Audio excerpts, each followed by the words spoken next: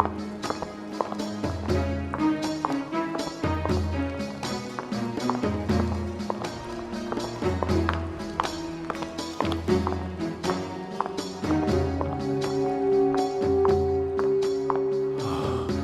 brother, I don't know how to read. What shall I do? Don't worry, brother. There's nothing to worry about. I'll read it for you. Listen to the holy words, brother. In the beginning, God created the heavens and the earth. The earth was without form and void, and darkness was on the face of the deep, and the Spirit of God was moving over the face of the waters. And God said, "Let there be light." And there was light. And God saw that the light was good, and God separated the light from the darkness. God called the light day, and the darkness he called night. And there was evening, and there was morning, one day. And God said, "Let there be a firmament in the midst of the waters, and let it separate the waters from the waters." And God made the firmament, and separated the waters which were under the firmament from the waters which were above the firmament. And it was so. And God called the firmament heaven. And there was evening, and there was morning, a second day.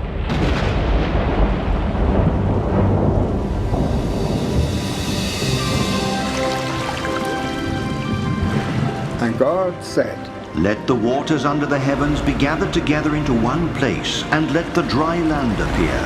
And it was so. God called the dry land earth, and the waters that were gathered together he called seas. And God saw that it was good. And God said, "Let the earth put forth vegetation, plants yielding seed, and fruit trees bearing fruit in which is their seed, each according to its own kind upon the earth."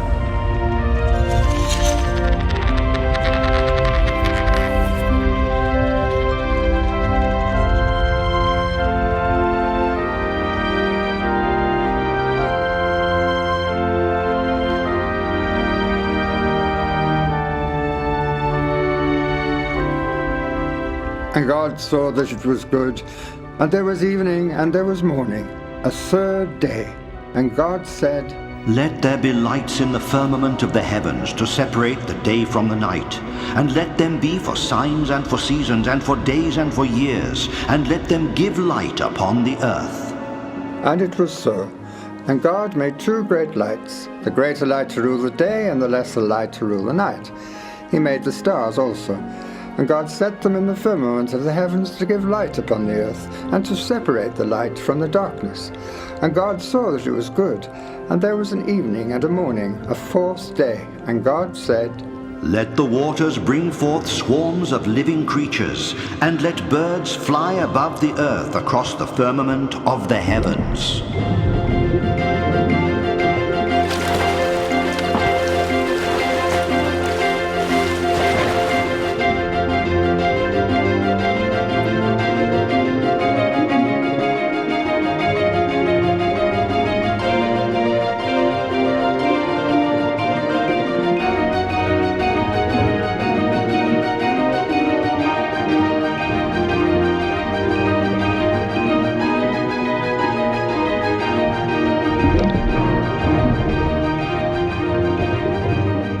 So God created the great sea monsters, and every living creature that lives, with which the waters swarm, according to their kind, and every winged bird according to its kind.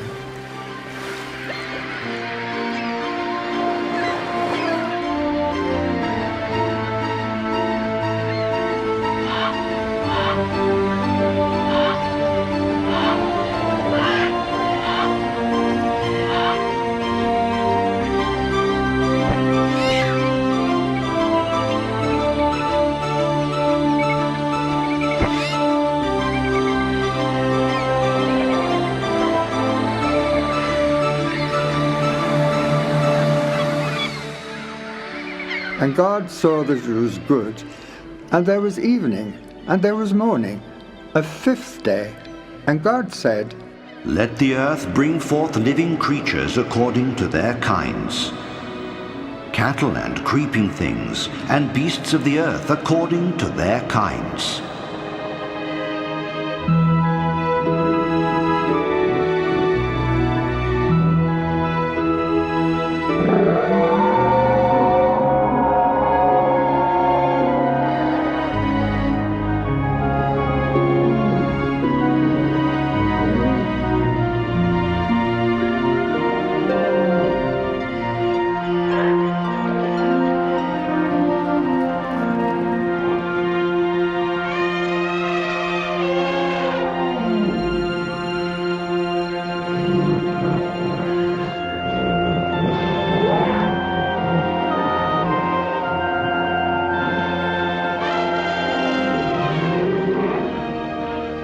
And it was so. And God made the beasts of the earth according to their kinds, and the cattle according to their kinds, and everything that creeps upon the ground according to its kind. And God saw that it was good. Then the Lord God formed man of dust from the ground, and breathed into his nostrils the breath of life, and man became a living being.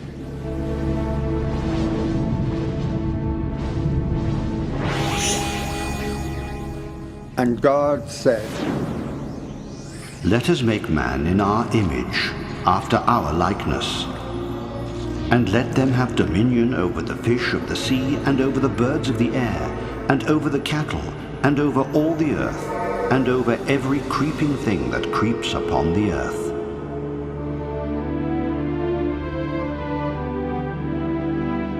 And the Lord God planted a garden in Eden, in the east, and there he put the man whom he had formed. And out of the ground the Lord God made to grow every tree that is pleasant to the sight, and good for food, the tree of life also in the midst of the garden, and the tree of the knowledge of good and evil. And the Lord God commanded the man, saying, You may freely eat of every tree of the garden, but of the tree of the knowledge of good and evil you shall not eat, for in the day that you eat of it you shall die.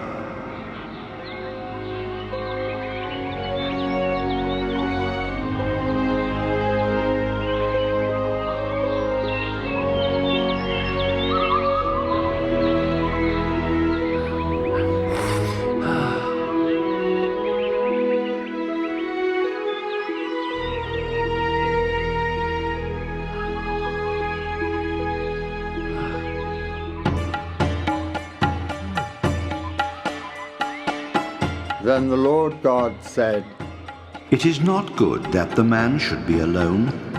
I will make him a helper, fit for him. So the Lord God caused a deep sleep to fall upon the man, and while he slept, took one of his ribs and closed up its place with flesh. And the rib which the Lord God had taken from the man, he made into a woman, and brought her to the man.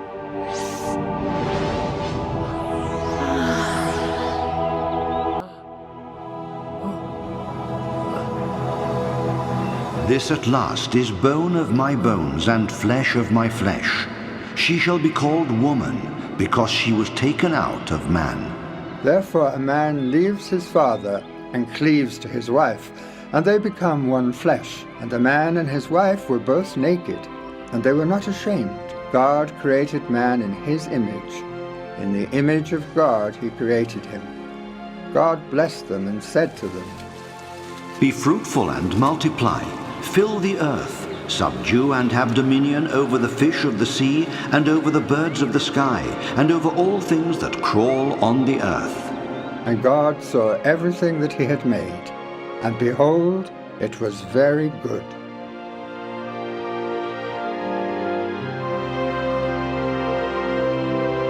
Read on, brother. I'm listening. And there was evening, and there was morning, a sixth day. And on the seventh day God finished the work which he had done. And he rested on the seventh day from all the work which he had done. So God blessed the seventh day and hallowed it, because on it God rested from all his work which he had done in creation.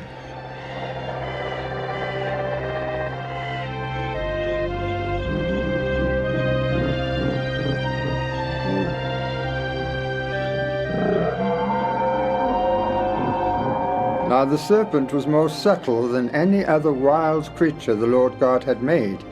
He said to the woman, "Did God say you shall not eat of any tree in the garden?" We may eat of the fruit of the trees of the garden, but God said, "You shall not eat of the fruit of the tree which is in the midst of the garden. Neither shall you touch it, lest you die."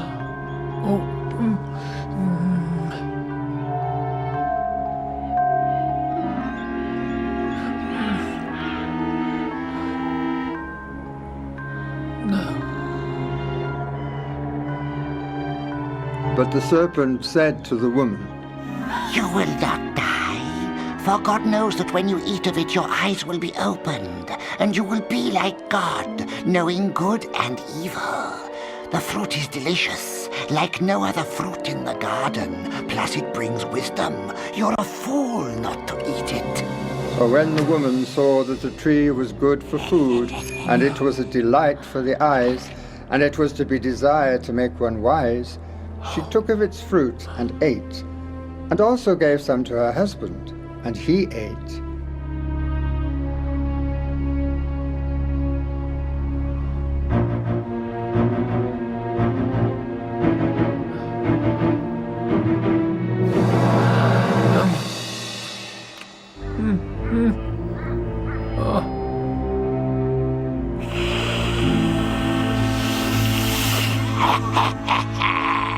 Then the eyes of both were opened, and they realized they were naked.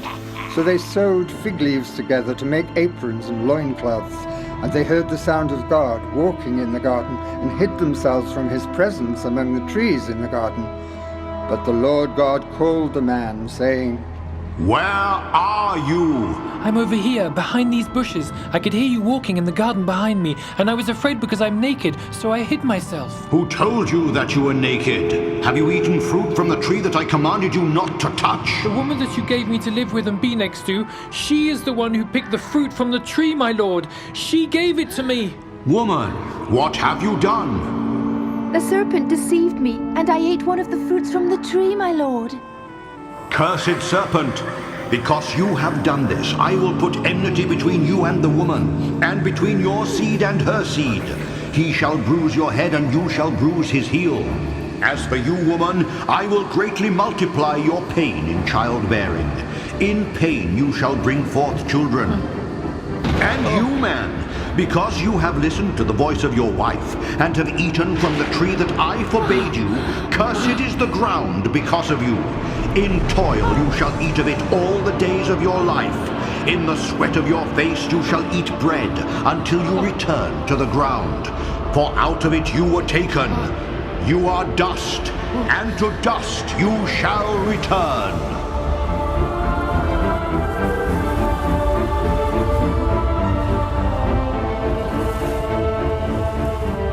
The man called his wife Eve, because she was the mother of all. And the Lord God made garments of skin for Adam and his wife, and clothed them. He drove them out and east of the Garden of Eden, and placed the cherubim and a flaming sword to guard the way to the tree of life.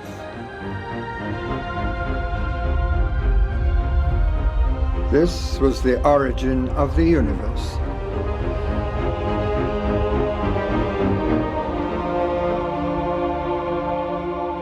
The beginnings of the earth and the seas and the skies and all the creatures who were created by God. These are the words of God, the words that I've been looking for all my life.